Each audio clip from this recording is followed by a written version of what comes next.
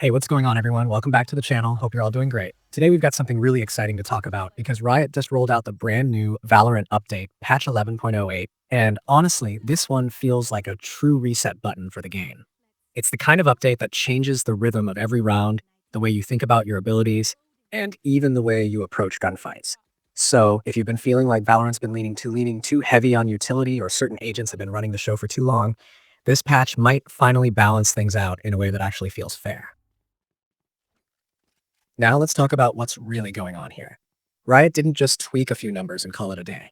11.08 is part of a broader push to make combat feel more direct, more readable, and honestly, more skill-based. They're bringing back that old-school Valorant vibe where raw aim and decision-making matter more than stacking layers of abilities. So yeah, this patch is big. Agents, weapons, maps, system changes, it's all here. Let's start with the gunplay because, come on, that's the heart of the game. So Riot's made major changes to how rifles behave, and honestly, it's about time. The Vandal, Phantom, and Bulldog now have something Riot's calling more protected bullets, which basically means those first few shots in your spray are going to be more predictable, and that gives players a better sense of control, especially during those chaotic mid-range duels where the difference between a headshot and a missed bullet comes down to tiny recoil shifts. On top of that, they've reworked the horizontal spray patterns to feel smoother and more consistent. If you've ever tried to transfer a spray from one target to another and felt the gun fighting against you, this change is for you. It's all about making the rifles feel fairer and more rewarding to master. The SMG category also got some attention. The Spectre feels way more reliable now. It's easier to keep your shots on target, so that mid-round eco or force buy feels like it has more potential. But they've reined in the Stinger, which used to melt people up close a little too fast. Now, its accuracy starts to fade faster when you hold down the trigger, forcing you to burst or control your spray properly instead of mindlessly holding M1. The overall message here is clear. Gun control and aim discipline are getting rewarded again. This isn't a random spray and pray meta anymore, but this update isn't just about gunplay, it's also about pacing. The ability economy has been stretched a little bit, and Riot's clearly trying to slow things down just enough so that tactical decision-making has more weight. Abilities that used to come back quickly after being destroyed or used are now on much longer cooldowns, often around 60 seconds. That might not sound like much at first, but in a game where rounds can last 40 to 50 seconds, that's basically the difference between having your utility ready for a retake versus not. So now, when you throw your recon dart or your fade haunt or your cipher camera, you've got to really think about when it's worth using, and that's going to make utility trading a lot more meaningful. Speaking of utility, Riot made a huge push to standardize things like debuffs and stims. Concuss effects have been normalized across most agents, sitting at about 2.5 seconds. That means if you get hit by a breach fault line or a neon relay bolt, the duration is roughly the same. No more guessing if one is stronger than the other. It's about consistency. Near sight, the effect you get from Omen's Paranoia or Reyna's Leer, has also been adjusted to give a little more visibility, about 7 meters now. That may sound small, but it changes how players react under pressure. You're no longer completely blind in those situations. You can at least orient yourself better, which makes for fairer counterplay. And then there's the stim tuning. Brimstone's stim, Reyna's Empress boost, and KO's overdrive all follow the same tuning standard now. No more weird edge cases where one felt way stronger than the other. Riot clearly wants to make sure that when you get a combat buff, it feels powerful, but not ridiculous. Now let's talk agents, because this is where the patch hits hardest. Starting with Initiators, these guys have been running the meta for a while. You've got agents like Fade, Gecko, and KO who can scout, stun, flash, and retake all day long. Riot's goal with this patch seems to be forcing teams to choose their Initiator more deliberately instead of stacking similar roles. For example, Breach got a shorter fault line duration, but his wind up is a bit quicker, so it's more about precision timing now instead of massive map coverage. Fade's Haunt has been trimmed and her ultimate doesn't spread as wide or last as long. Her Prowlers also have that new near-sight distance cap at around 7 meters, so they're easier to deal with if you keep your distance. Gecko's creatures, Wingman and Thrash, have lower health and take longer to reclaim, so you can't just throw them out carelessly anymore. And KO's flash has been standardized to fit in with the new flash duration range, roughly around 2.25 seconds, so that super blind no counterplay moment is less frequent. Controllers also got rebalanced pretty heavily. Omen's Paranoia feels different now. It travels faster, but the hitbox is smaller, and the people you hit aren't as blind as before since they have that increased near-sight vision range. His smokes are also on a longer cooldown, which means Omen mains are going to have to plan their map control a bit more carefully. Astra got hit with longer recharge times on her stars, and both her Gravity Well and Nova Pulse use the new debuff standards, so they're easier to recover from. Viper players might notice her decay feels less punishing.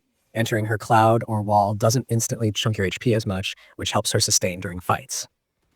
And Brimstone's stim has been tuned with the rest, keeping everything balanced. Sentinels are next, and honestly, they've been dominating setups in pro play lately. Riot clearly wanted to give attackers more breathing room against strong defensive utilities, so they've made it so that when you destroy a Sentinel gadget, it takes longer for it to come back. Most are up to a 60-second cooldown now. Also, gadget HP has been lowered across the board, which means things like Sage Walls and Deadlock Barriers are easier to break. Cypher and Killjoy setups will need more care since one misplacement could cost them an entire round's worth of utility. That adds a lot of depth to how Sentinels anchor sites now. You can't just autopilot your tripwires and turret every round. Now, duelists. This is where the flashiest agents live, and a couple of them definitely got some tough love. Yora's been toned down, so he can't use his flash or fake out while in his ultimate anymore, which takes away some of those unpredictable outplays that could feel unfair to fight against. His flash duration has also been shortened to around 1.5 seconds, which keeps it powerful but less frustrating. Neon's changes are a bit more balanced. She can sprint for longer, which makes her rotations and chases better, but her energy regeneration is slower now, so she can't constantly reset and burst forward. Her relay bolt concussed matches the new standard at 2.5 seconds, so you'll need to rely more on positioning than just spam stunning areas. All these agent adjustments lead to one big takeaway. Riot's trying to slow the game down just enough to reward players who use utilities smartly and aim precisely. They don't want ability spam to dominate every round. It's about giving every fight a clearer, more tactical feel. Now, let's move on to maps, because there are some pretty exciting updates here too. Abyss, the most recent map, got a significant rework. B-Site in particular was restructured to make defending and post-plant situations more balanced. Previously, attackers could overwhelm the site too easily and hold some really nasty post-plant angles, but now defenders have more counter options and better lines of sight to retake. The midsection of Abyss was also adjusted to change rotation timing, making it less predictable and opening up more creative playstyles. It feels like Riot's finally getting a better handle on how to make Abyss competitive instead of chaotic. And guess what? Pearl is back. After being pulled for a while, it's returning with changes mostly focused around B-Long and B-Site. The idea here is to reduce how suffocating attacker post-plants could be, especially with lineups and spam angles that gave defenders little chance to fight back. Defenders now have better cover positions, and the angles are more natural, making site holds feel like an actual duel instead of a guessing game. It's still Pearl, but it's more polished and tactical now. As for timing, if you're in North America, expect the update to start rolling out around October 14th, early morning Pacific time, somewhere near 6 a.m. That means players in regions like India will see it later that evening, roughly around 6:30 p.m. IST, while Europe will likely get an early morning on October 15th. And depending on your shard, it could hit a bit earlier or later, so keep an eye on the in-game update notice or the official patch feed. The servers might go down for maintenance briefly, but that's normal. What I love most about this patch is that it feels like Riot's listening to long-term players again. For months now, the community's been asking for less chaos and more clarity. Every tweak here, from the standardized durations to the longer cooldowns, pushes the game toward that. You can actually read what's happening in a round now. You don't get stunned for 3 different durations depending on who hit you, and you don't get flashed for 5 seconds from across the map. It's cleaner, more competitive, and better for both ranked and pro play. So, what should players expect once they load in after this patch? First, your muscle memory is going to get tested, especially with the new rifle recoil. I'd recommend jumping into the range and running some spray transfer drills with both the Phantom and the Vandal. You'll notice that the first few bullets feel tighter and easier to control, but your horizontal spray after that will need a bit of readjusting. If you're an Initiator main, start learning to time your abilities more carefully. Those longer cooldowns mean wasting utility early could cost your team the round. Sentinels should also rethink how they place their gadgets, maybe leaning towards safer, less breakable angles since the HP reduction makes them more fragile. And honestly, map knowledge is going to matter more than ever. On Abyss, those new rotation timings can completely change how you anchor or flank, and Pearl's reworked B-Site means you'll need fresh lineups and post-plant spots. Take some time in a custom match to explore and test out new strategies before you jump into ranked. Overall, VALORANT Patch 11.08 feels like a course correction, a reminder that the game's identity is about sharp aim, precise timing, and teamwork that rewards brains as much as mechanics. The utility is still powerful, but now it feels earned rather than spammy.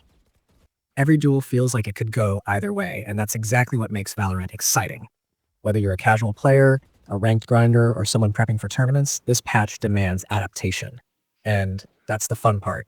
It makes you think again. So yeah, that's everything you need to know about the new update. A huge overhaul to gunplay, meaningful ability reworks, smarter pacing, map updates, and an overall push toward fairer gameplay.